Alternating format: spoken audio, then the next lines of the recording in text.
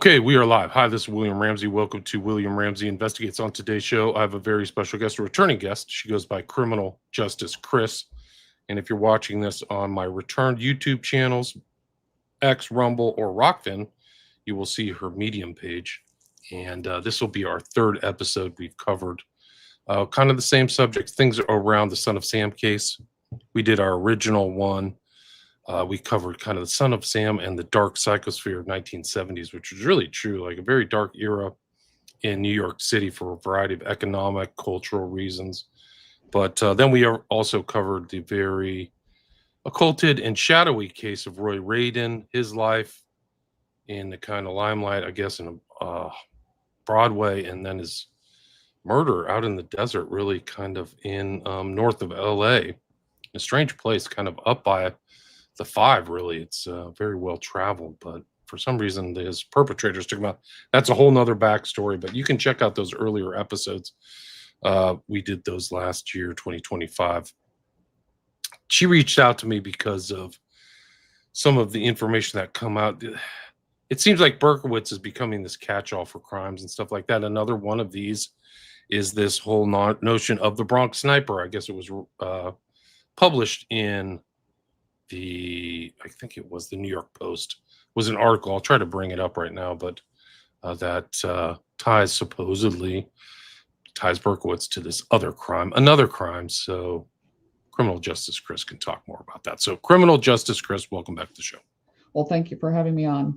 Awesome. So for people who didn't hear our last two shows, maybe you can talk about your background. I know you've done a lot of academic work and are friends with some of these people. Maybe you can talk about that, and then what led up to some of your more recent posts on your Medium page. Yeah, I mean, I have an undergraduate in criminal justice, English, and psychology. I'm currently working on another undergraduate in journalism. Gotcha. And I should be wrapped up with that in about a year and a half. I'm in contact with David Berkowitz. I've been in contact with him since roughly July of 2022. And there has been a growing issue with making speculative claims regarding crimes people think profile out to something he could have done. And a lot of the speculation is, I mean, in my opinion, is unwarranted. It's a bit excessive. He's fairly upset about a lot of the accusations because it just seems like he's being targeted unfairly. And these accusations are in the context of this. I mean, true crime is the number one genre in new podcasting, and it takes place in this kind of maybe not a lot of integrity to the truth or something like that in this. And I've covered this in the false innocence project, this whole innocence fake, and it feels like this is kind of in that vein. Would you agree with that, this kind of situation? I would agree with you. I mean, I am all for looking at cold cases and trying to solve them. I think that's important. But whenever it becomes so speculative that there's no room for solving. I believe in this case, for example, they can't even find the police reports. Wow.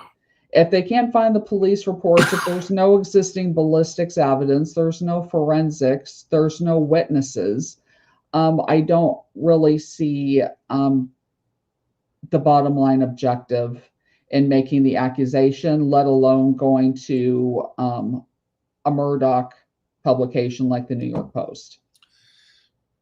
For people who aren't familiar with the 70s Bronx Sniper, maybe you can just talk about the fact pattern of the case. The Bronx Sniper shootings, according to the paper, began on August 22nd. There was a man that was shot initially, and then the next night, 2 more people were shot. And then on September 1st, another person was shot. And then finally on October 18th, Margaret Iglesias was shot and killed. She was the first person that was shot and killed. There was also an allegation that there was an earlier shooting that could have been connected, Osvaldo Vargas, that would have happened in July. That is not accurate. that is available.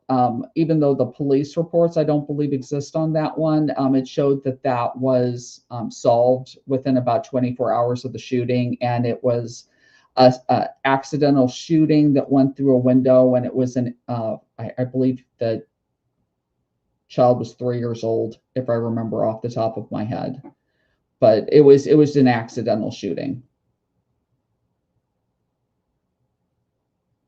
Are you there? Sorry, I'm talking to you with my mic Okay. muted. Okay. The young girl was shot. It was Martine Iglesias, right? Is one. Margaret Iglesias. She was shot on October 18th, 1970. She was with her friend Yvonne Vega. They were out at approximately 2 o'clock in the morning in the South Bronx area. She was returning from a party. The area was fairly dangerous. Of course, there's nothing wrong with being out that late. She asked permission from her father. She was 16 years old at the time. It seemed like she was a very well-adjusted girl and universally liked. Whenever she was shot, she initially said that she was shot.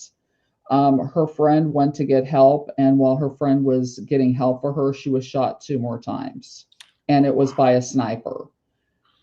And it's really sad that, the South Bronx was an extremely dangerous area at the time. It was around 169th and Morrisania. The area that she was shot was Morris and Grant Avenue. And all the other snipings that revolved around the Bronx sniper shootings were also within basically the same radius, the same block. Right. And there were like 5 other shootings or something like that too, right? Yeah, roughly. Yeah. Yeah. All women. So they weren't all women. Some of them were men. Okay. The first shooting was a man, and I believe another one of the shootings on the following night was a man. And this Not is 19. all. All right, go ahead. Not all the names are listed in the paper, so we don't know who all the victims were. Gotcha. But so there were a lot of survivors, only one death. But this is 1970, not 1975, 76, right? Yeah, it was 1970, and it was it would have been whenever David Berkowitz was in high school, pre-military. Right, so pre-military, interesting. So this is some kind of, and it's never been solved, supposedly, right? Is that right? No, it's never been solved. And from my understanding, there are no existing police reports. There are no ballistics. There's no existing forensics, at least that's been found so far. So to go to the New York Post and make the accusation, it seems like a bit of a jump. In addition, David Berkowitz, he was roughly 17 years old at the time. It was prior to going into the military, and he has said he had no gun experience prior to going to the military. And it seems like it would have been very difficult to pull off that kind of sniping attack at his age, based on the environmental conditions, his experience, and a lot of other variables. Right, and it's easy to pin this on him because of the kind of different crimes that he himself confessed to, right? Because he was kind of like a multi. He was blamed for these, the Son of Sam killings, but he was also supposedly an active like fire starter and property destroyer, right? Yeah, I mean, he had engaged in deviant behavior from the time he was a kid, and I believe he was lighting fires from the time he was roughly maybe in elementary school. So I mean, I can understand the allure at thinking, okay, well, maybe he could have possibly done something like this and started earlier, because that's seems like it's fairly typical for people in his behavioral profile, as they do start when they're younger. But it doesn't seem like he would have had the training to pull something like this off, let alone at 2 o'clock in the morning in a dangerous area. He lived at Dreiser Loop at the time, which was approximately 9.6 miles away. So So they're basically expecting how would he have gotten there to pull those shootings off? He didn't have a driver's license. He got around mostly on a bicycle. If you're saying that he took the subway and he walked each way, I mean, it's not logical. And then the Post makes the speculation, as well as the individuals who took it there, that he could have been using his father's hardware store that he managed, sell more hardware, because it was in the same general area as basically a hub or an operational point. But that doesn't, in my opinion, make much sense, because his father might have had keys to the place and he managed it, but he didn't own it. If you're hiding a gun in a business like that, you're placing the adults at risk, and you're placing it at risk for discovery, because there are other employees as well. And inventories being audited, the chance for finding the gun at the hardware store would be fairly high. Then, of course, there's the apartment that he lived in with his father and his stepmother. It was a fairly small, cramped apartment. He couldn't have hid a gun there. I don't believe that his father would have left a gun unrecognized and not questioned him. Gotcha. Is the New York Post article still online? Because I can't seem to find it. Yeah, hold on just a second. Yeah, if you could put it in the show notes or the private chat, I'd like to pull it up. Yeah, let me see. I mean, I couldn't seem to find it. It's just like any story with David Berkowitz is gonna, or any other serial killer, I guess, is gonna be very popular. So people will just keep writing, and the speculative stuff will continue. Yeah, I found it here. It's Bronx Girls 1970 murder could be tied to Son of Sam, retired detective and crime buff believe, and it's written by Tina Moore of the New York Post. If the viewers type in David Berkowitz and Bronx Sniper on Google and then go over to the news section, you'll see it'll be one of the first articles that pops up. Because your article comes up. Can you copy that and put it into the private chat? Yeah, hold on. It's not pulling. I mean, maybe it's Brave. It's not doing it. Let me try Google.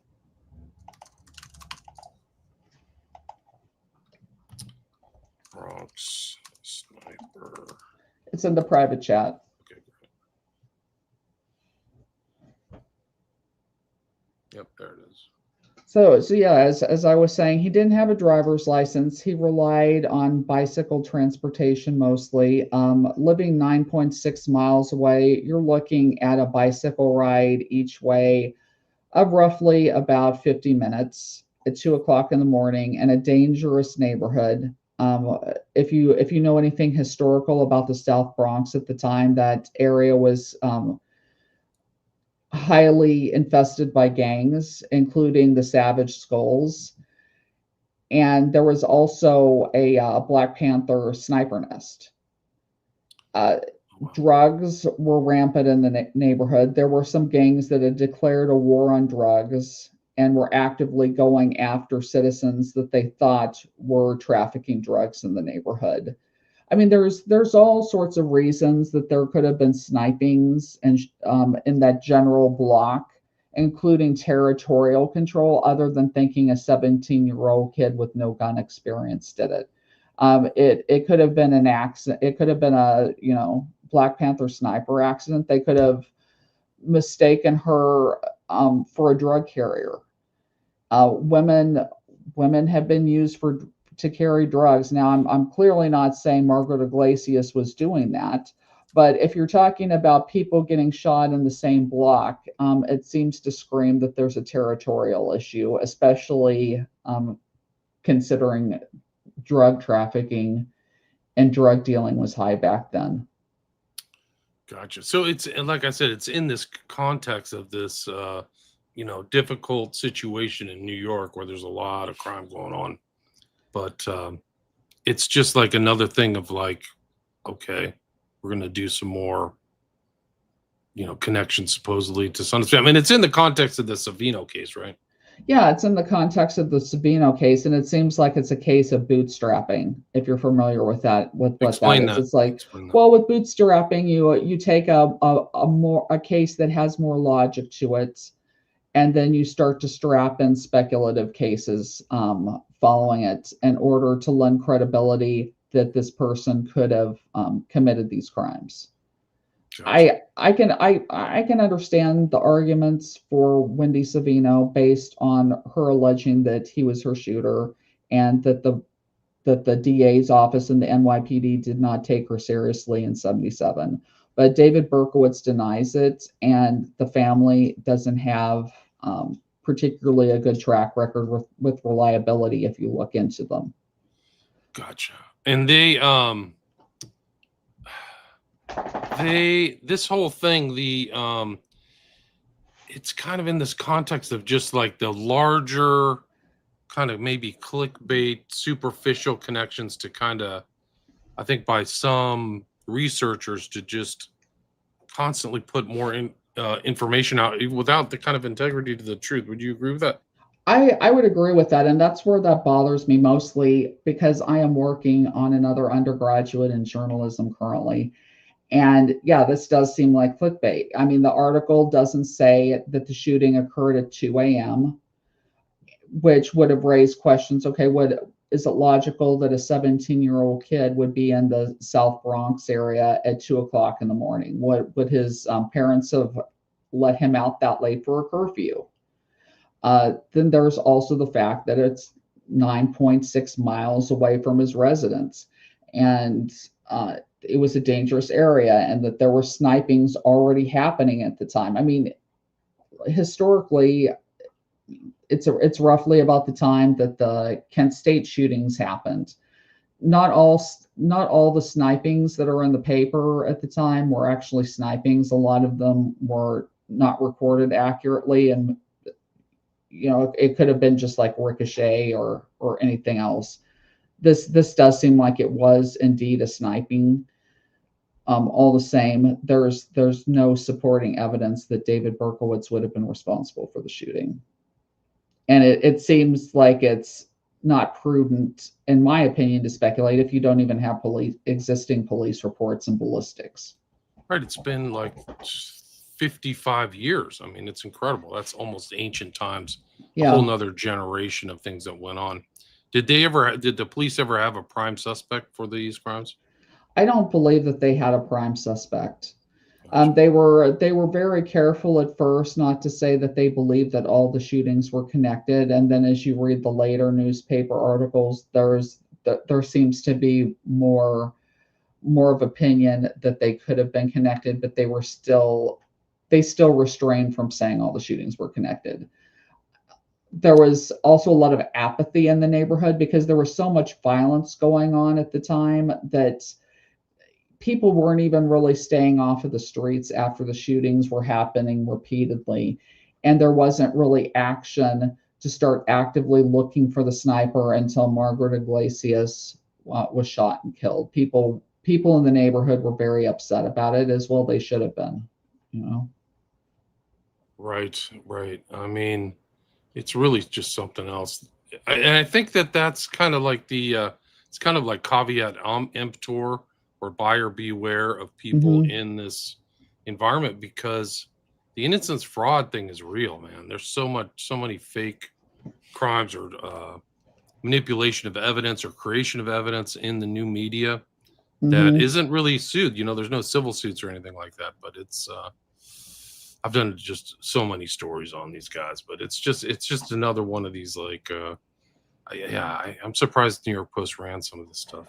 Well, I think it's one of the reasons why journalism is losing credibility as well. And you have a lot of journalism that is shifting to podcasting and blogging and other type of decentralized forums. And it's true crime. It permeates a large portion of the markets.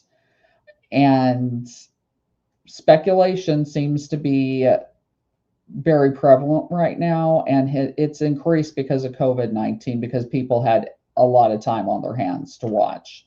So, I mean, there's a market for it. All the same, whenever it gets this speculative and it goes to the New York Post, you have to wonder what exactly the agenda was for it. Right. And it's not the first time that the Post has ran these kind of articles that were not necessarily correct. There was also one of David Berkowitz's friends who was accused of accosting Wendy Savino at the Clarkstown Library in July of 2025, and it didn't happen that way. And an FOIA release has been done, and it shows it didn't happen that way. And the friend has been actively trying to get the videotape to demonstrate that it did not happen that way.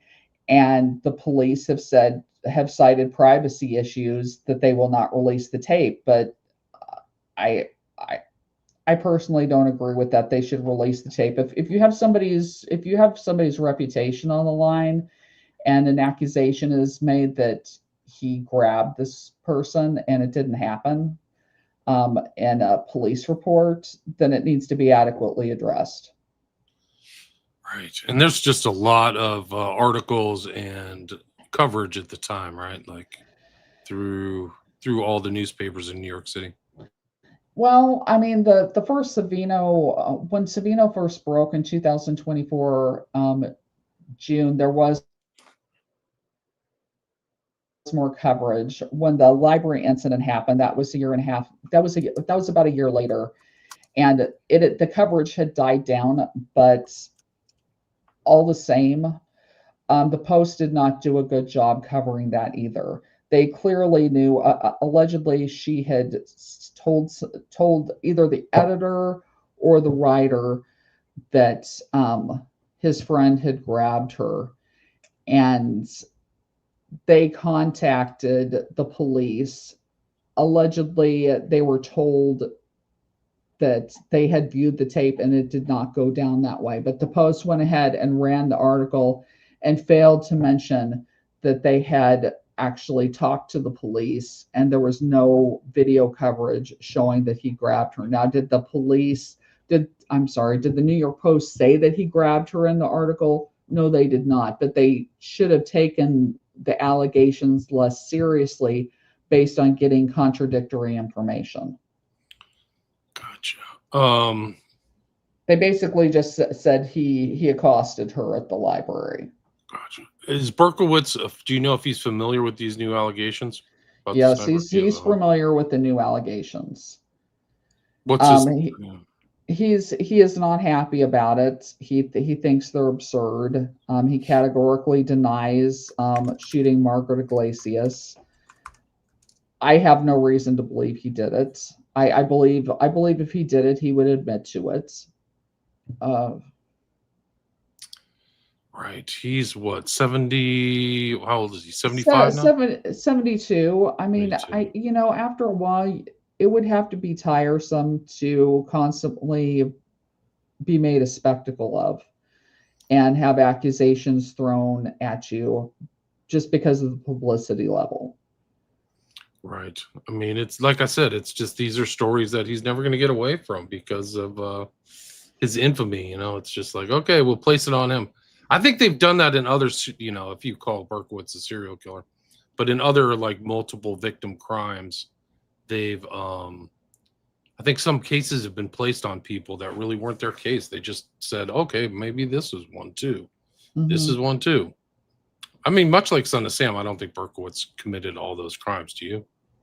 No, I do not think he committed all the crimes. Right. I mean, he obviously recently reverted and said that he acted alone, but I think that there were a lot of other circumstances that would have triggered that kind of reaction, including just not wanting to talk about the crimes anymore and wanting to be left alone. Right. And frankly, there were documents that were released to too many people, Maury Terry's investigative files, that were under a violated non-disclosure agreement. And being in maximum security, whenever those kind of documents get out, but there's no incentive to continue to cooperate, and it puts the person at risk. Right.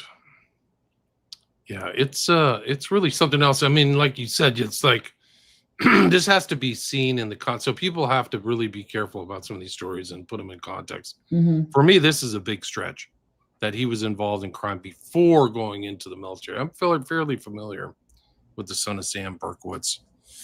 talked to a bunch of people who know Berkowitz, and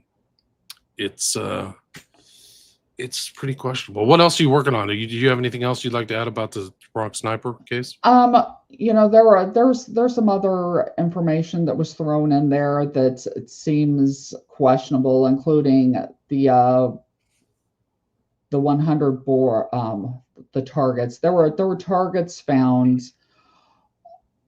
on vouchers, and those were they tried to link those to the crimes. Target paper is inert. It was probably destroyed years ago.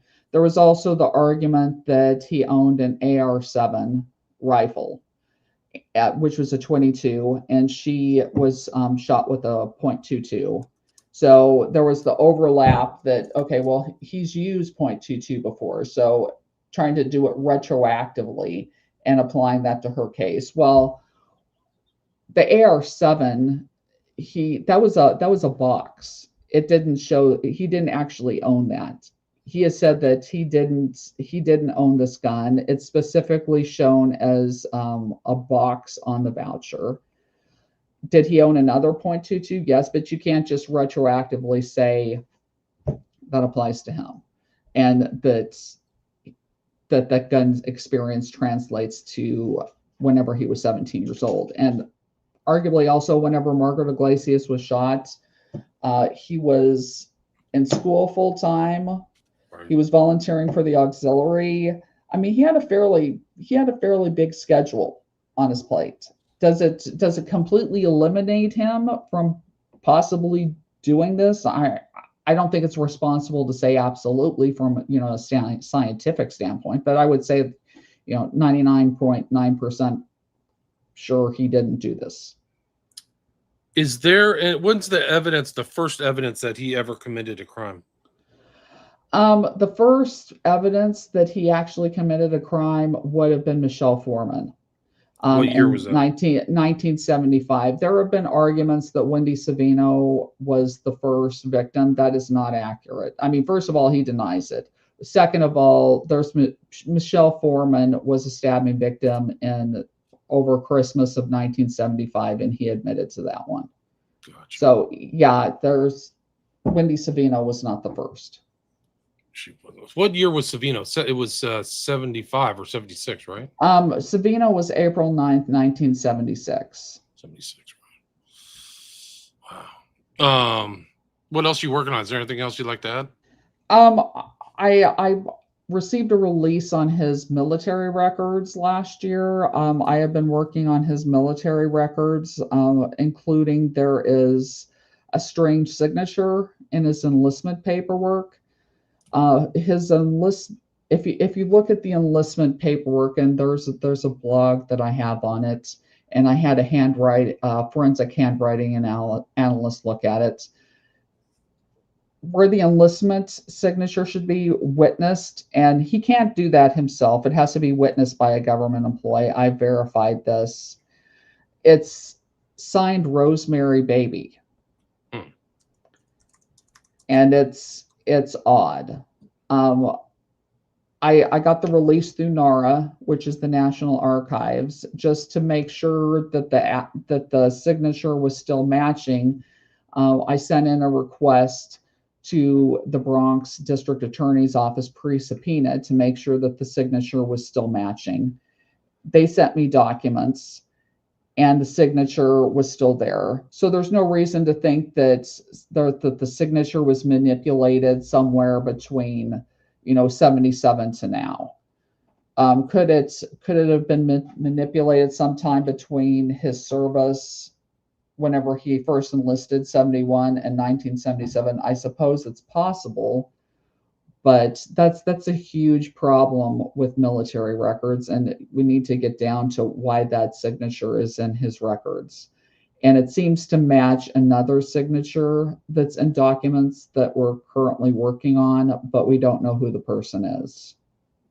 Interesting. What do you think you'll find in the military documents? Do you think there's something important there? I personally think that he was an MK Ultra victim. Why do you think that? Just because of his behavior for one, and some other unpublished information. He had also told me whenever I questioned him about LSD, because he was using LSD whenever he first got into the military, and it's well documented that the military was using LSD for experiments for MK Ultra and other projects. But he told me that the first, I believe it would have been whenever he was in basic training or just out of basic training, that the person that gave him LSD for the first time, as well as several other people that he was enlisted with, was an officer. And for an officer to give LSD to someone on base, that's a huge risk. I mean, you can get court-martialed for that. Fort Dix was doing LSD experiments at the time. He has told me that they were signing waivers constantly, so he can't be for certain what they were doing. He of course wouldn't have had knowledge if they were doing any type of experiments. Some people, whenever they were in projects like MK Ultra, voluntarily signed up for it, but not everybody did. Am I ever going to be able to prove that, and will others be able to prove it? Probably not, but by viewing his military records and looking for anomalies, you can say whether something looks suspect or not. What branch of the military was he in? He was in the Army. He was in the Army.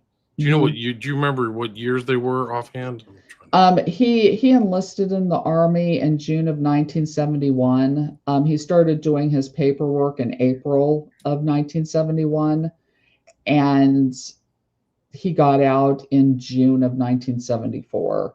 And then I believe he was, I would have to go back through and review his military records, but I believe he was transferred to almost like a reserve status until maybe 77.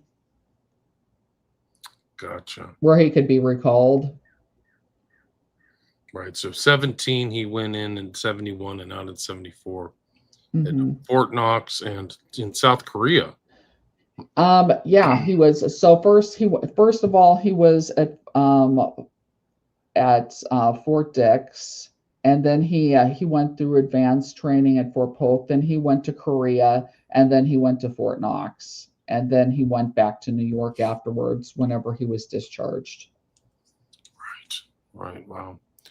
Yeah, I mean, it kind of makes sense. I mean, a lot of those military guys were experimented on, and that stuff was still kind of ongoing. I think tapering off in 70s, but who knows? It depends how much LSD. Did he feel like he got a higher dose or like an extreme dose of LSD? Do you know? I don't know. That's not something that I've asked. I know that he was doing LSD and other drugs. Yeah, he was doing it. But so you said somebody gave it to him as well, though, right? Yeah, an officer gave it to him. He put that in writing to me. He and several other people that he was enlisted with. And it would have been during basic training or just like after basic training, like advanced training. Right. Yeah, that's pretty odd. That's unusual. I would agree. When he was committing the crimes, do you know if he was a heavy drug user? I believe that he was occasionally using marijuana and LSD. I don't think he was a heavy drug user. He told me that he wasn't much of a drinker. Gotcha. So we can rule that out. But yeah, he was using drugs. I don't think it was heavily. Does he have amnesia or anything like that? Things that he doesn't remember certain things? I know that during certain periods, whenever he went through a lot of stress, whenever he first was incarcerated and went into Attica, yes, he's in King's Hospital. Yes, he has problems. Prior to that, during the crimes, I think that there are some time periods where he doesn't have the best memory, and I think that's hard to gauge why at this point because he is in his 70s. Right. I mean, he's 72. Just sometimes these guys who are like people have either given them heavy drugs or something, they don't remember certain stuff. Like, oh, I don't remember those 3 months I was there. So it's, I think, an important question. We're at the 35-minute mark. Is there anything else you'd like to add or anything? There's absolutely nothing else that I can think of at this point. Right. It's just like, I mean, the wrap up is like, some of these stories are too much. They're out there in the media. They're out in the New York Post, right? This whole Bronx Snyder. Yeah, there has to be some type of accountability with media. You can't just float stuff like that without giving a full story. And I understand that within the media ecosystem that there's pressure to get things published and to drive income and get more clicks. All the same, there needs to be some type of responsibility, especially whenever there are victims involved, because you don't want to just rip open wounds for victims' families whenever something is likely not going to be solvable. And I don't believe that you should be making accusations whenever it's so speculative that you can't prove it. Right. It affects a lot of people's lives. Right. And where can people find your writing, Chris? On Medium, and it's under Criminal Justice Chris. So you can I'll put a link to that Criminal Justice Chris on. Let me see. It's at Criminal Justice Chris, right? Mm-hmm. You've got a lot of recent articles, things like that. So people check it out. And today we just talked about the Son of Sam as the so-called Bronx sniper. There's a lot of questions there. More questions than answers. Thanks so much for your time. Appreciate it. Thank you. All right, stay there.